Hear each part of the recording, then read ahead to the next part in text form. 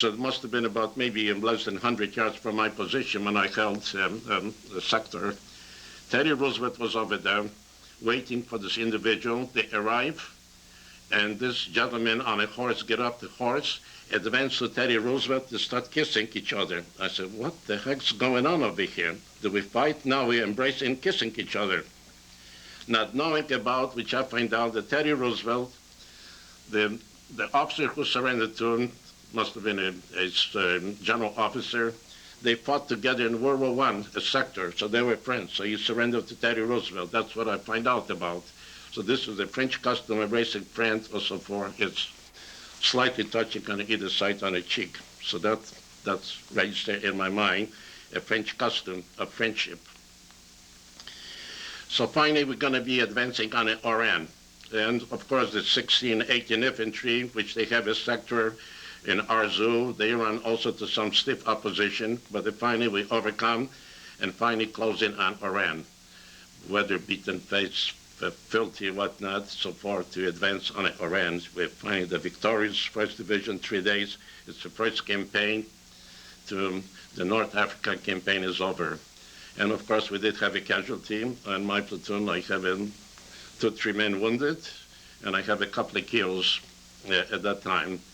And so finally we enter to La Signa Airport, which at that time, I think 503rd, Colonel Reft, supposed to take the objective, that airport, La Signa Airport, outside Oran. We occupied that sector. And we stayed there till about through the November, and in December we start preparing that we're going to move in a new area, 3rd Battalion, 26th Infantry. I don't know about any, because each battalion have their own mission, not knowing what the other regiments do or battalions except my battalion. I was in 3rd Battalion, commanded then by John W. Bowen. We've got about 3 minutes, so if you just finish this story. The battalion was commanded then by John W. Bowen, Class 32, a great officer and admired by soldiers in a battalion. And John Colley then was his executive officer. And he showed his bravery right on the hill during riding in a half-track and throwing hand grenades to eliminate some of the snipers causing us problem. And he, from that day till the end of the war, he showed the quality of a leadership and love of his men. We finally been prepared to receive some replacements and equipment, which we have to replace some of it to prepare and move out. From La Signa Airport, we moved to Tafaroui Airport on the way to Tunisia, not knowing where the place is, how far it is so far. From that location, we flew on a C-47, flyers, staff sergeants in Air Force, Army Air Corps. That's where they flew C-47. Packed the C-47, we arrived on the C-47 in Yux-les-Bains to guard the airport with most advanced air base to striking German elements into Tunis. And that was our responsibility to guard. So finally, we are right now terminate North Africa. We move to Tunisia. Suddenly you see a desert, cactus, whatnot, and open terrain, and it's much warmer than in North Africa. Of course, this is a December, and at that time we do have quite a bit rainy season. Why don't we stop here, and then we'll take a short break. Marker, please. Okay, scene 6, take 3, Theodore. Focusing. Just get the last little bit here. Okay, we established and Let's go. set. Go ahead. We were discussing previously about the movement into Tunis by air. By air. Could you pick up the story at that point? Upon landing in Yux-les-Bains, going into a position that's what the 3rd Battalion to arrive. And of course, the terrain is much different as it was in North Africa, which that was Jebel Majadjo Hill and those hills around Oran. This is sort of flat, but still mountain territory that protected some distance away. You could see the mountain, but being in the Yux-les-Bains, we're moving into position to occupy. Suddenly, the Messerschmitts came in, and word came in, hit the cover. At that time, upon landing that area, the word came to be very careful because the Germans have a free skies. Our planes just flew in, passing through and disappear in an area where they've been stationed when they have no air superiority in that location. Suddenly I dashed with my men and I dove into cactus. They say they have the biggest cactus in Texas, but believe me, the cactus I dove in, I have a nail about an inch long, or longer, and momentarily as I hit the cactus, the juice from the machine gun firing by Messerschmitt just hit my face. Now I froze, wondering, I said, am I penetrating any spot or not? But anyway, I wasn't hit. But shortly after that, suddenly when you relax, I see the pain in my fingers, in my body's all over. And it took several weeks because the cactus infects your body. I have a problem to remove. You got to dig the ground in an area which you move, and the hands were swollen almost, the cactus in them.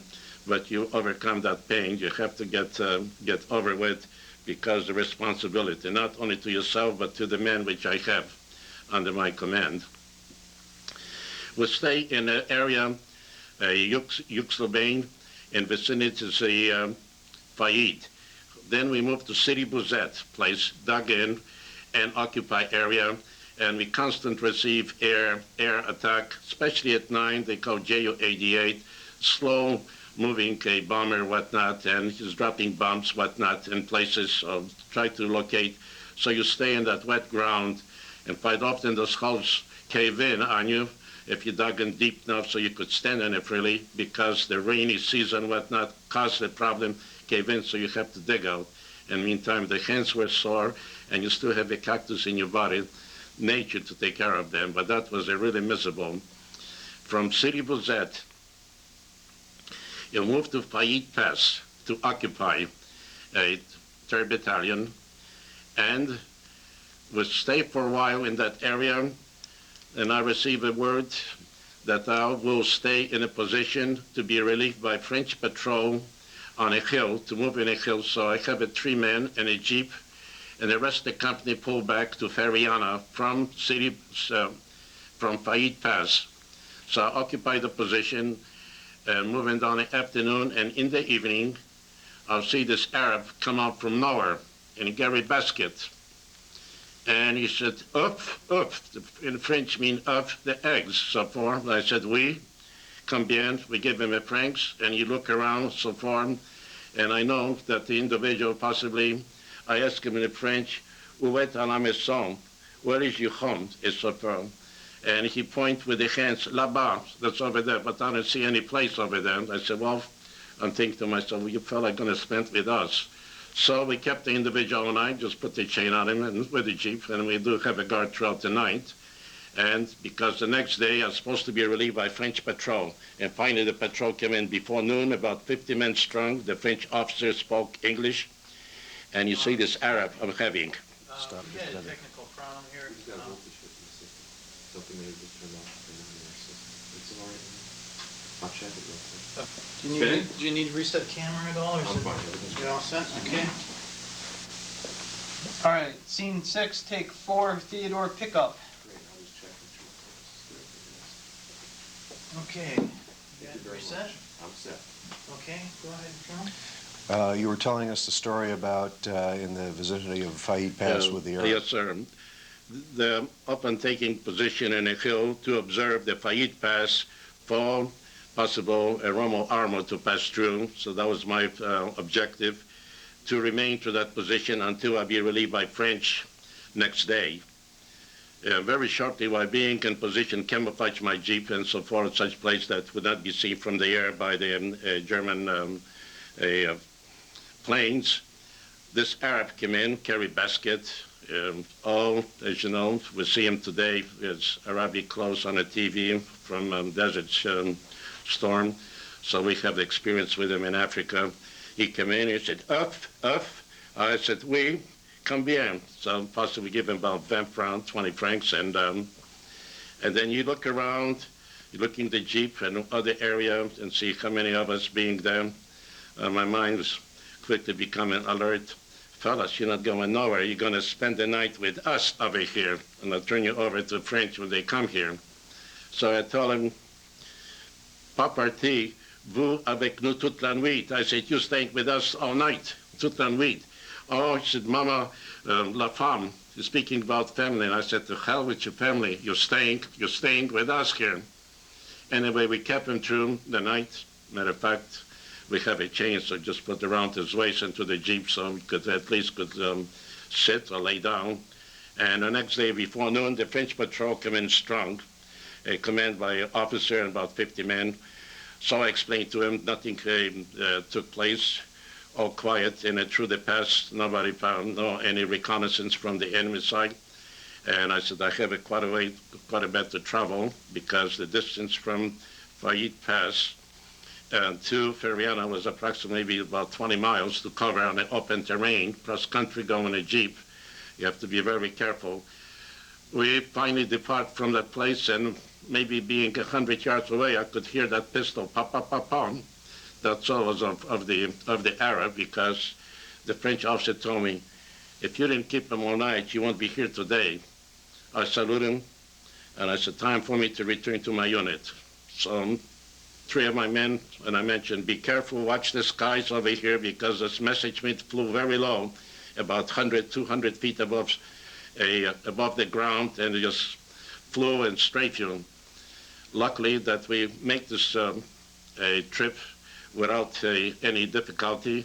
And I mentioned, during our travel, if the plane comes in, everybody dismount and run separate to the different direction, because that case we run together, then we sustain casualty. Luckily, we arrived, and I was reading a comfortably report to company commander.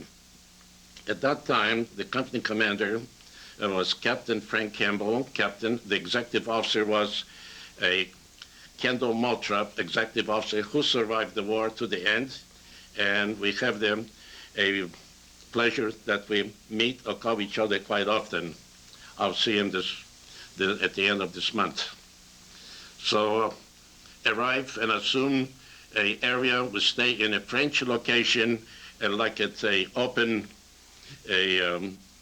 not the barracks, but you have it like a shed with a tin cover on the top and around, so at least we have a cover overhead in concrete. So that was the area for the entire 3rd Battalion, and from that position, we've been also designated to move on in the hills, patrols to cover area to observe for the enemy. And one time in the morning, Henko 111, Henko 111, flew very low and strafed the battalion area. Luckily, that was in vicinity of Teleft Air Base, which was the short distance. That was our responsibility to guard the airport.